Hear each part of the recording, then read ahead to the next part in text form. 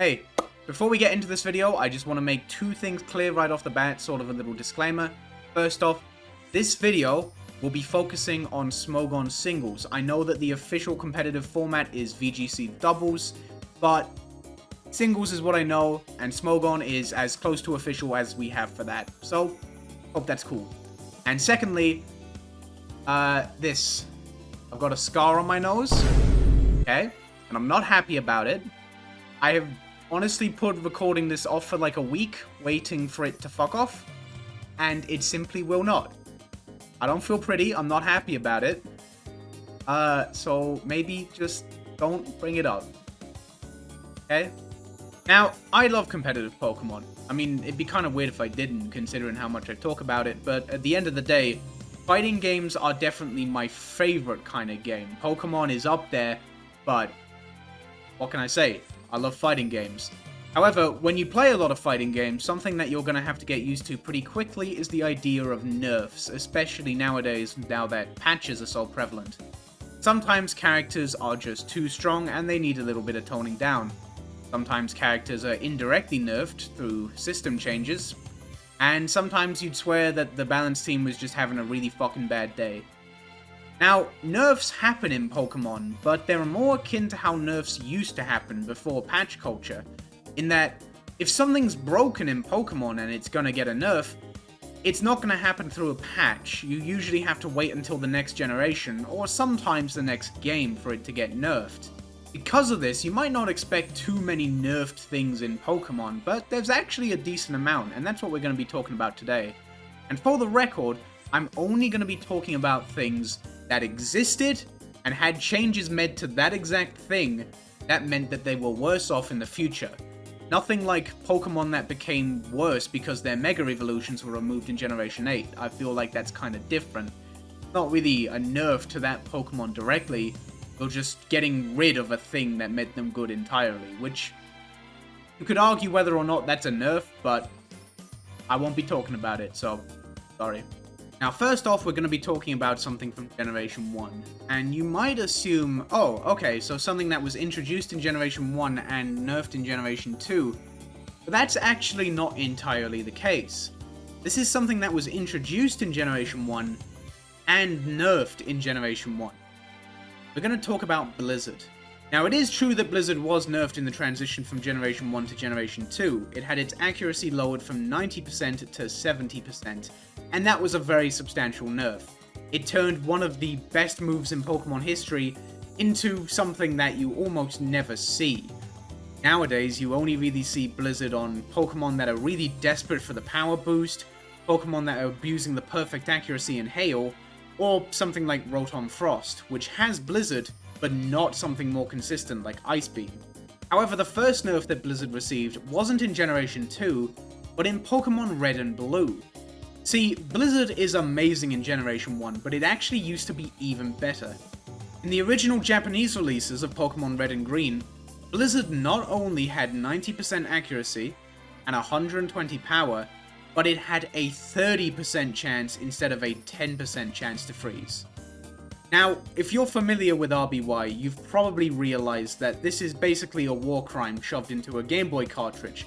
This is insane. Think about every time you've paralyzed something with Body Slam or Mr. Focus Blast. Now, replace that chance of paralyzing something or missing something with fucking deleting the opponent from the game, pretty much. See how it's kind of fucked up.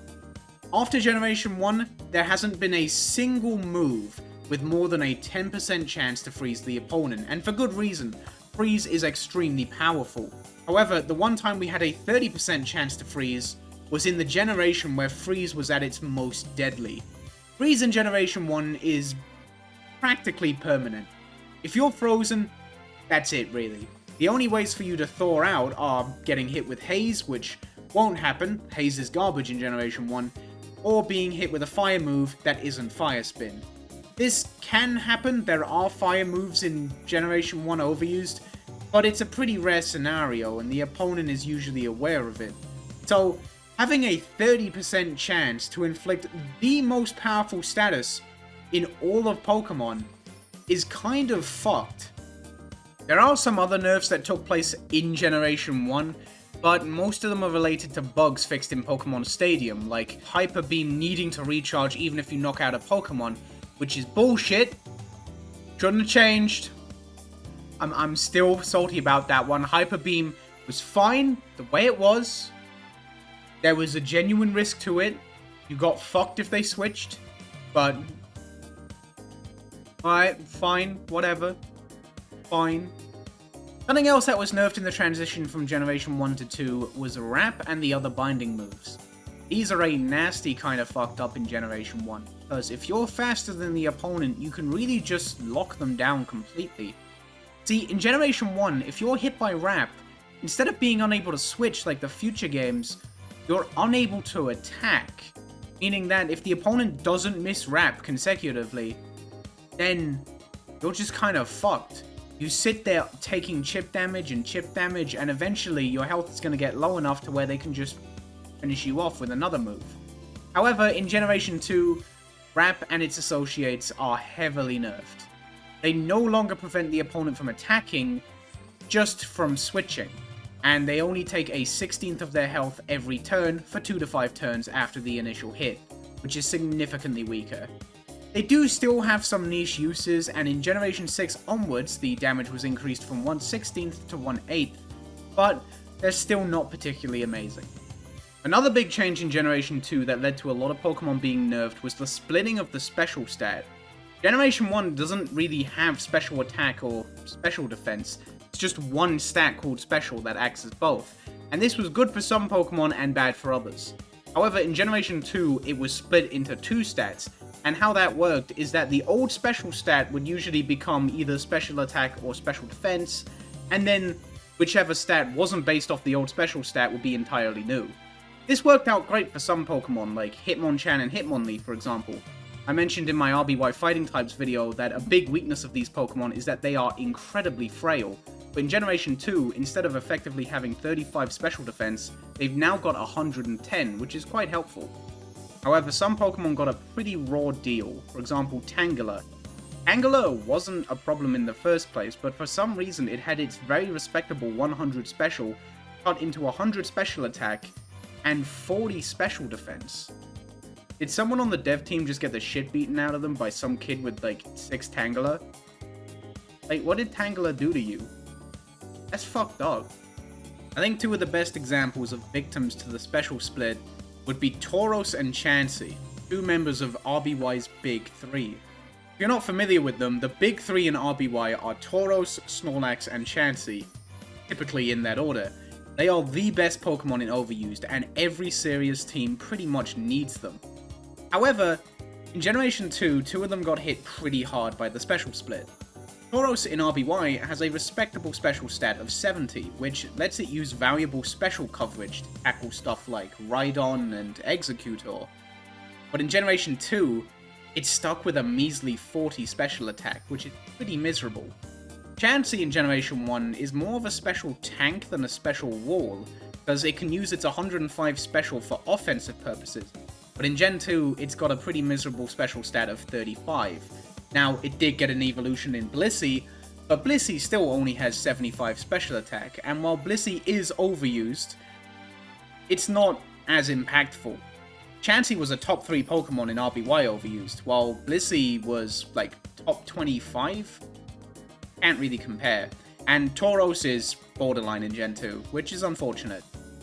But yeah, damn, it's crazy how Chansey and Tauros got hit pretty hard, you know, those 2 members of the Big 3. I bet the last member of the Big 3, Snorlax, got hit pretty hard too. I bet they really gutted them, and definitely didn't massively buff their special defense and turn an already amazing Pokemon into the best Pokemon in the entire fucking game. No, yeah, they wouldn't do that. Yeah, but they totally did, though. That was fucked. One of the most iconic nerfs to me from Generation 1 to Generation 2 is the nerfing of the normal and psychic types. If you watch my Generation 1 type tier list video, you know that I put normal and psychic as the 2 best types in the game, with normal just slightly above psychic. And for good reason. They are stupidly good. And they knew that, so Generation 2 took a lot of effort to nerfing those types. However, Normal kinda got off pretty easy, I have to admit. Normal lost Hyper Beam, and that's a shame. Hyper Beam was amazing in Generation 1, but in Gen 2, it's just pretty terrible. There are actually good fighting type Pokemon now, such as Machamp, who is significantly buffed, and there are much better fighting type moves, like Cross Chop. Normal is also resisted by one of the brand new types, Steel. However, that's kind of it. Normal got off pretty easy, I have to say, and they even got some nice buffs. In Generation 1, Double Edge deals 1/4 of the damage you deal as recoil and it has 100 base power. In Gen 2, that's buffed to 120 like it is today, but it still only deals 1/4 of the damage you deal as recoil, which is really good. Psychic now has like actual weaknesses. Psychic went from having to worry about one extremely minor and inconsequential weakness to having to worry about 3 decently significant ones. A ton of Pokemon run Hidden Power, Bug, and Ghost for coverage in Gen 2 and 3, and Dark type just completely fucks over the Psychic type. A lot of Psychic types in Generation 2 just don't have the coverage to deal with Dark types, and on top of the fact that they're weak to Dark type, Psychic cannot hit Dark types, which is really rough. Speaking of hitting types, Psychic's best move, or Psychic, was pretty heavily nerfed as well. Instead of having a 33% chance to lower an opponent's special attack and special defense like it does in Generation 1 by lowering special, it's just got a 10% chance to lower special defense, which is nowhere near as impactful. Normal kinda got a slap on the wrist, and Psychic got shot a lot. Pretty rough. I think that's enough for stuff nerfed in Gen 2, so let's move on to something introduced in Gen 2 that got nerfed in Generation 3. Generation 2 introduced a move with Sleep Talk, and it was probably the best it's ever been in Generation 2. Sleep Talk allows you to use any of your moves except for Sleep Talk at random while you're asleep. This pairs amazingly with Rest, and that's a big part of why it was so good when it was introduced. Rest allows you to go to sleep for 2 turns and fully heal yourself, but while you're asleep you can still use Sleep Talk. Now, in Generations 3 and beyond, if Sleep Talk selects Rest, then nothing happens, it just fails. But in Gen 2, if Sleep Talk picks Rest, you fully heal yourself while you're asleep.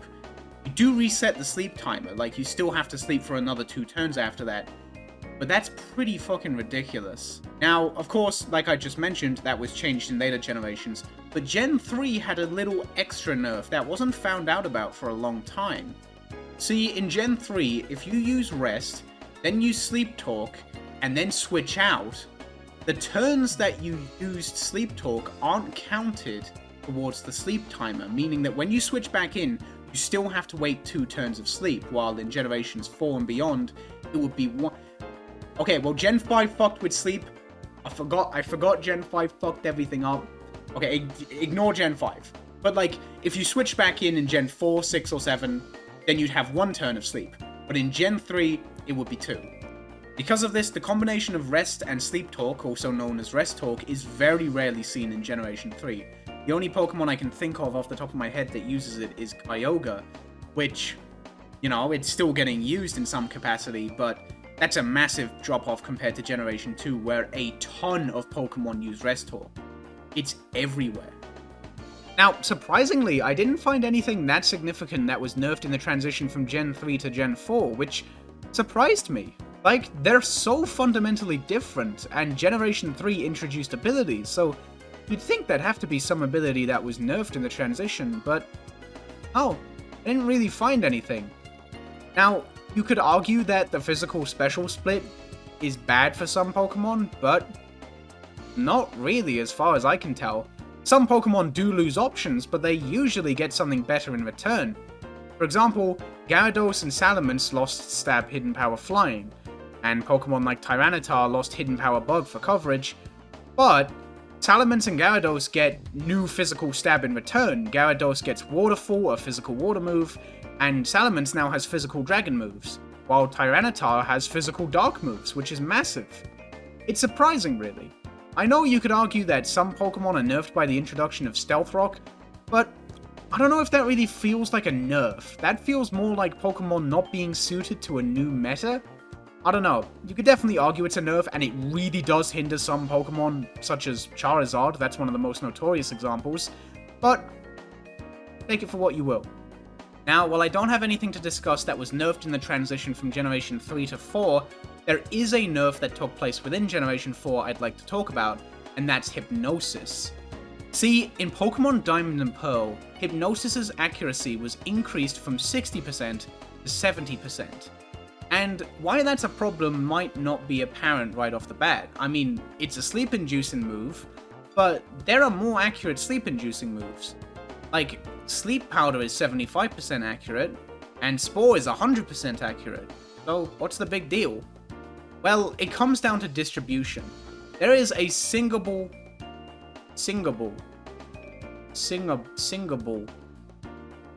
There is a single Pokemon in Overused with access to Spore, and a single Pokemon in Overused with access to Sleep Powder, being Breloom and Roserade respectively. Hypnosis, on the other hand, if you count Pokemon in Borderline, has 5 viable users within the tier, and that's excluding any Pokemon in Underused that might have a niche within the tier. Hypnosis has always had pretty good distribution, but it's been held back by its inconsistency.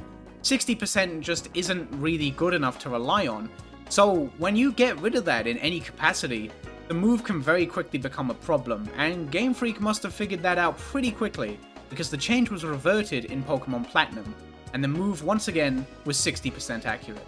Now, the transition from Generation 4 to Generation 5 introduced one nerf that to this day I'm not entirely happy about, and that's Explosion and Self-Destruct. From Generation 2 to Generation 4, Explosion and Self-Destruct sneakily half the opponent's defense in damage calculation, meaning that instead of having a base power of 250 and 200, they've essentially got a base power of 500 and 400 respectively. This sounds whack, but it was kind of fucking awesome. It allowed already strong Pokemon to really muscle through some big walls, and some Pokemon that didn't have great attack to, go out with a bang, leave some kind of lasting impact, just dent something on the way out. It was really fun, it kept momentum going, and I don't know, I loved it. But Generation 5 removed the defense halving aspect, and I think that's a massive shame.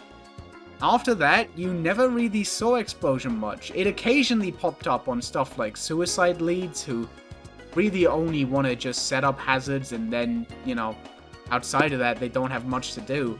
Or some niche offensive uses, such as Mega Glalie, which had the Refrigerate ability, which turned Explosion into an extremely powerful Ice-type attack. I'm still kind of bummed about this one. It's kind of like the Hyper Beam nerf, where I really would have preferred it if it just stayed the same. Now, I've mentioned a couple times that I am the most comfortable talking about Generations 1 to 5, and that's just because they're what I'm the most familiar with. However, there are 2 more nerfs I'd like to discuss, one of which took place in Generation 6, which I think is important to cover because it was a very impactful nerf, and one of which took place in Generation 7, which I feel is important to talk about because it's some of the saddest shit I've ever seen. In Generation 6, weather-inducing abilities such as Drizzle, Drought, Sandstream, and Snow Warning were all nerfed, meaning that if a Pokemon with one of those abilities switched in, instead of introducing permanent weather, it would introduce that weather for 5 to 8 turns, depending on if the Pokemon was holding an item that extended the weather, such as Damp Rock or Smooth Stone. Now, this was in direct response to the weather wars of Generation 5. Generation 5 Overused is notorious for weather being a massive part of the metagame. Rain and Sand teams are insanely good in the tier, and there's so much you can do with those teams. There's a ton of different playstyles available. Sun had its time in Sun, and Hail kind of existed nearly. However, in Generation 6, these teams that really revolved around weather were heavily nerfed, and you can't really do the same things you could in Generation 5 with them, and I think that's a good thing. I don't think weather teams were overpowered in Generation 5, but that's a big part of what gives Gen 5 its own identity. And I'm glad that Generation 6 kinda, went off and did its own thing. Although, one thing I will say is that while it's very good that weather teams still do exist post-Generation 5, they're a lot more limited, and I think that's somewhat disappointing. See, when you only have max 8 turns to use your weather that a good chunk of your team revolves around, you're kind of funneled into offense because you need to take advantage of those turns that you have as fast as possible. Some people might like that, but it's up in the air personally. Now, to finish this up, I'm going to talk about what I would consider the saddest nerf in all of Pokemon. And that's Darkrai, and more specifically, Dark Void. Dark Void is an 80% accurate sleep move that was exclusive to Darkrai, and it was really good. It did a lot for the Pokemon. It allowed it to put stuff to sleep pretty consistently and then set up a nasty plot and go to town. It was great. It was a very solid Pokemon in Ubers. However, Dark Void has a secondary effect, and that's that in double battles it hits both of the opposing Pokemon, potentially putting two to sleep at the same time. Now in VGC this wasn't really a problem because Darkrai wasn't allowed. However, there's this funny little creature that can kind of learn any move in the game. Smeargle. And Smeargle was cooking up a storm in VGC. Smeargle would run Dark Void a lot, and it was really toxic. It would put both of the opponent's Pokemon to sleep all the time, and there wasn't a massive amount of counterplay. So, Game Freak responded, and in Generation 7, Smeargle was no longer allowed to learn Dark Void. It was exclusive to Darkrai and would fail if used by any other Pokemon. So, sounds fair, right? That's reasonable. Smeargle using Dark Void was the problem, not Darkrai. Now, you'd think that, but despite the fact that it wasn't Darkrai using the move that was the problem, and that now Darkrai is the only Pokemon that can use the move, Dark Void's accuracy was lowered from 80% to 50%. This is an insane nerf, and it means you just don't see the move anymore, both because Darkrai isn't allowed in VGC, and because in singles, it now runs Hypnosis, which is just wrong. And like, it's not even Darkrai's fault, it's Smeargle that was the problem. Imagine this, right? Let's say I had a car, and you, the viewer, stole my car, and you ran someone over, killing them. So, you know, you go to court, you plead not cringe, the judge finds you cringe, you go to jail. Fair enough, right? But instead of me getting my car back, despite the fact that you stole it, or any kind of compensation, they beat the shit out of my car, they smash all the windows, they slash my tires, they fucking steal the engine, and then they give it back to me. Despite the fact I didn't do anything wrong, I just had my fucking car stolen. It's kind of fucked up, right? Darkrai got massively punished for Smeargle's shenanigans. And that fucking sucks. It sucks almost as much as the fact that this video is over. Bye bye.